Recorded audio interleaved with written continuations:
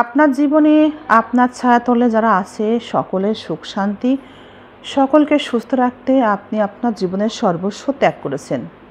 তাদের সুস্থ রাখতে, তাদের সুখ শান্তির কথা চিন্তা করতে করতে আপনি নিজেকে ভুলে গিয়েছেন। স্বামী, সন্তান, শ্বশুরবাড়ির সকলের কথা শুনছেন, তাদের কথায় উঠছেন আর বসছেন। স্বামীর এক ডাকেই আপনি সাড়া দিচ্ছেন, শ্বশুরবাড়ির সকলের এক ডাকেই আপনি সাড়া দিচ্ছেন। অবশেষেও আপনি দেখছেন সকলের কাছে আপনি চাকরানির মর্যাদাও পাচ্ছেন না। কিন্তু আমরা জানি কি, এভাবে চললে অন্তত স্বামীর ভালোবাসা পাওয়া যায়। আপনি সেটা থেকেও বঞ্চিত হচ্ছেন। সরলতা, নম্রতা, বিনয়ী, ভদ্রতা, সততা, মহৎ গুণ, এগুলো একজন ব্যক্তির মধ্যে থাকলে সে সত্যি একটা ভালো মানুষ, আমরা তাই জানি। কিন্তু এই গুণগুলো অনেক সময় আমাদেরকে অনেক বড় বড় বিপদের সম্মুখীন করে। তাই এগুলো আমাদের মধ্যে থাকবে, অবশ্যই থাকবে, কিন্তু সাথে সাথে আমাদের চোখ কান খোলা রাখতে হবে। আমাদের সর্বদা নিজের প্রতিও সজাগ থাকতে হবে। পরিবারকে ভালোবাসতে গিয়ে নিজেকে ভুলে গেলেও চলবে না। নিজের প্রতি যত্নশীল, নিজের জন্য একটুখানি সময় রাখতে হবে সবার কাছে নিজেকে গুরুত্বপূর্ণ করে তোলার জন্য, এবং নিজের আবেগকে অবশ্যই নিয়ন্ত্রণ করতে হবে। অন্যকে গুরুত্বপূর্ণ হিসাবে দেখে আমরা তাদেরকে যখন অনেক বেশি যত্ন করি, কদর করতে থাকি, তখন আমাদের নিজেদের গুরুত্ব অনেক সময় তাদের কাছে কমতে থাকে। এমনকি স্বামীর পাশাপাশি অন্য সকল সদস্যরাও আমাদেরকে গুরুত্বহীন মনে করে। আমাদের আশেপাশের অনেকেই ভাবতে থাকে তাদের কোনো গুরুত্ব এই মানুষটা, মানে তাদের জন্য যে ব্যক্তি করে যাচ্ছে তার জন্য নাই, কিন্তু যে ব্যক্তি করে যাচ্ছে এটা তার কাজ, এটাই তার দায়িত্ব।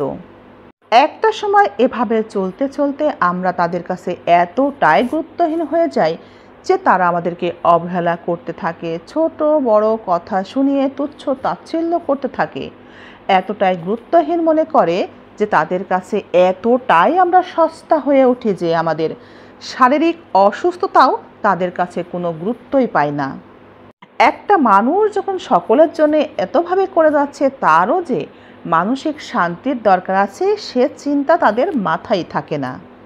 এভাবে আপনাকে অবহেলা করে আপনার স্বামী যখন আপনাকে দূরে সরিয়ে দিচ্ছে, আপনাকে সবসময় কষ্ট দিচ্ছে, আঘাত করে যাচ্ছে, প্রচণ্ড কষ্ট দিচ্ছে এবং আমাদের থেকে অনেক দূরে সরে যাচ্ছে, আমরা যারা গৃহিণী, যারা সংসার ভালোবাসি, স্বামীকে ভালোবাসি, সেই স্বামী নামের মানুষটির চরিত্র যদি এমন হয় তখন কি করবেন?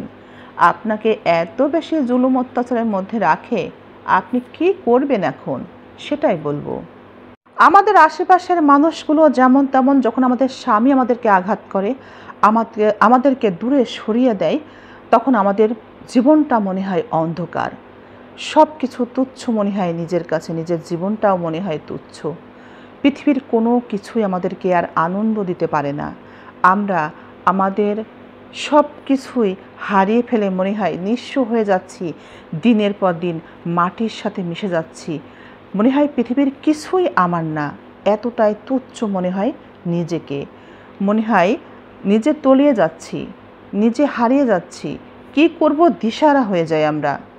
এমন একটা সময় আমাদের বারবার মনে হয় আমাদের জীবন জগৎ তো অন্ধকার হয়ে আসছে, এই মানুষটা ছাড়া আমি কি করে বাঁচব, আমি কিভাবে বাঁচব? এমন একটা মুহূর্তে, এমন একটা পরিস্থিতিতে, এমন একটা সমস্যার ভিতর দিয়ে যখন আপনার জীবন যাচ্ছে, আপনি অস্থির হয়ে যাচ্ছেন, কি করবেন দিশাহারা, তখন একটা কথা চিন্তা করবেন, এই পৃথিবীতে আপনি জন্ম নিয়েছিলেন, আপনার মৃত্যু হবে, আপনি যতদিন বেঁচে থাকবেন সবটাই কিন্তু আপনার রবের আশীর্বাদ। আপনি যাকে ছাড়া বাঁচতে পারবেন না বলে ভাবছেন, আপনি কি তার আশীর্বাদে বেঁচে আছেন এই পৃথিবীতে? আপনি কখনো ভেবে দেখেছেন কার রহমতে এই পৃথিবীতে এসেছিলেন? কার রহমতে এই যে মানুষটা ছাড়া আপনি বাঁচতে পারছেন না ভাবছেন, তাকে কিভাবে পেয়েছিলেন? কার রহমতে আপনার জীবনে সে এসেছিল? রাত শেষে নতুন একটি দিন আপনার জীবনে শুরু হচ্ছে প্রতিনিয়ত, এটা কার রহমতে হচ্ছে ভাবছেন কখনো? আপনি কি ভেবে দেখেছেন কার রহমতে আপনি এখনো বেঁচে আছেন? কার রহমতে বেঁচে আছেন? যার রহমতে বেঁচে আছেন তাকে আপনি কি দিয়েছেন? সে কি আপনার কাছে কিছু চেয়েছে? আপনার রব আপনার রবের রহমতে আপনি বেঁচে আছেন, এখনও নিঃশ্বাস নিচ্ছেন। তিনি কি আজও আপনার কাছে কিছু চেয়েছেন? আল্লাহর ইচ্ছায়, আল্লাহর রহমতে সে আপনার সাথে এতদিন ছিল। এখন যখন সে আপনাকে দূরে সরিয়ে দিচ্ছে, এখন আপনি ভেবে নেবেন এখানেও আল্লাহর কোনো বড় রহমত আছে। মানুষটিও আল্লাহর সৃষ্টি, আপনিও আল্লাহরই বান্দা, তাই দুজনকেই কিন্তু আল্লাহ রহমত দান করে থাকেন। কিন্তু আপনার সঙ্গী আপনাকে আঘাত করে দূরে সরে যাচ্ছে, সে তার সুবিধার জন্য যাচ্ছে। অবশ্যই সে আপনার জীবন থেকে সরে গেলেও আপনার জন্য আপনার রব অনেক বড় কোনো রহমতের কথা ভেবে রেখেছেন। শুধু ধৈর্য ধরবেন। আর একটা কথা মাথায় রাখবেন, যে মানুষটা আপনার ছিলই না সেই মানুষটাই তো চলে যায়। যে আপনার ছিল বা আছে সে কখনো যাবে না। মানুষ যেহেতু এই পৃথিবীতে ক্ষণস্থায়ী, তাই যে মানুষ নিজের স্থায়িত্ব এই পৃথিবীতে দিতে পারে না, আমরা তার কাছে কিভাবে ভরসা করি? আমরা ভরসা রাখবো আমাদের রবের উপর। আমাদের প্রিয় মানুষটি আমাদেরকে যেভাবে কষ্ট দিচ্ছে, তাতে হয়তো আমরা কষ্টে চোখের পানিতে নিজেকে ভাসিয়ে দিচ্ছি। নিজেকে ভাসিয়ে দিলে হবে না, মানসিক কষ্টে নিজেকে অসুস্থ বানিয়ে ফেললেও হবে না। নিজের আবেগটা নিয়ন্ত্রণ করতে হবে আর ভরসা রাখতে হবে আল্লাহর উপর। যে ওসিলাতে আল্লাহ আপনার কাছে তাকে পাঠিয়েছিলেন, ঠিক একইভাবে কোনো না কোনো ওসিলাতে তাকে আবার পুনরায় আপনার কাছে ফিরিয়ে দিবেন। আপনাকে সাহায্যের জন্যে তাকে ফিরিয়ে দিবেন। তাই নিজের উপরে বিশ্বাস রাখুন, বিশ্বাস হারাবেন না। আল্লাহর উপরে ভরসা করবেন, সেটা যেন শুধু মুখে না হয়, ভরসাটা যেন অন্তর থেকে আসে। ততক্ষণে ধৈর্য ধরে নিজেকে আরও গুরুত্বপূর্ণ করে গড়ে তোলার জন্য নিজেকে দক্ষ করে তুলুন। দিন শেষে দেখবেন ঘুরে ফিরেই সেই মানুষটাকে আপনার সহযোগিতার জন্যে তাকে আপনার কাছে ফিরিয়ে দিচ্ছে। জানবেন আল্লাহ উত্তম পরিকল্পনাকারী।